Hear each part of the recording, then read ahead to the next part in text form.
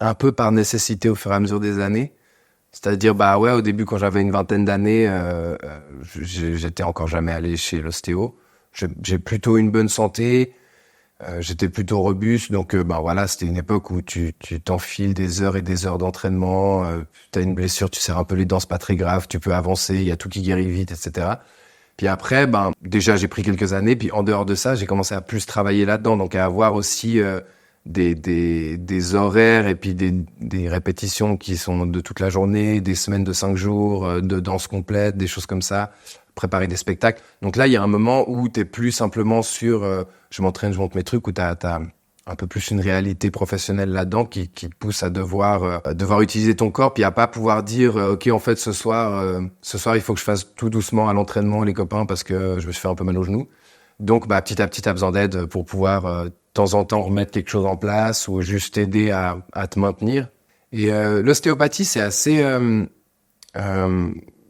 je sais pas comment dire, mais c'est souvent le premier choix des danseurs. Enfin, en tout cas, autour de moi, quand j'ai commencé à avoir un peu des problèmes, ou simplement, tu vois, t'arrives en répétition, et puis tu dis, ouais, non, j'ai mal à la cheville, hier on a fait ce truc-là, je sais pas quoi, il y a un truc, je le sens pas trop et tout. Et puis t'as toujours un danseur qui dit, ah, mais va voir mon ostéo, ou un autre, etc. Donc, beaucoup de danseurs vont voir les ostéos. Donc, au début, quand j'ai eu un peu les premiers besoins d'aller voir quelqu'un pour me soigner, bah, j'ai eu plein de contacts qui m'ont été donnés et pratiquement que des ostéos. Donc j'y suis allé. Je dois avouer que les premières fois, j'étais pas convaincu. Comment dire? Je pense que j'étais jeune et que j'avais besoin qu'un soin soit très ressenti, très visible, quelque chose de très concret.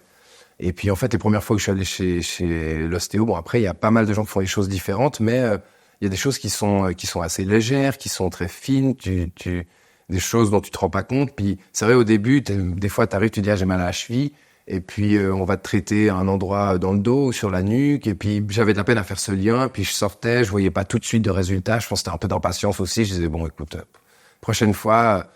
Je mettrai de l'argile, j'attendrai 24 heures, puis ça ira tout aussi bien. Donc le début, c'était un peu ça. Et puis, bah forcément, j'ai dû y retourner aussi à d'autres moments. Puis après, bah c'est aussi, je pense, trouver un thérapeute que t'aimes bien, quoi. Parce que je suis pas allé voir des tonnes et des tonnes d'ostéos, mais quand même pas mal d'ostéos différents.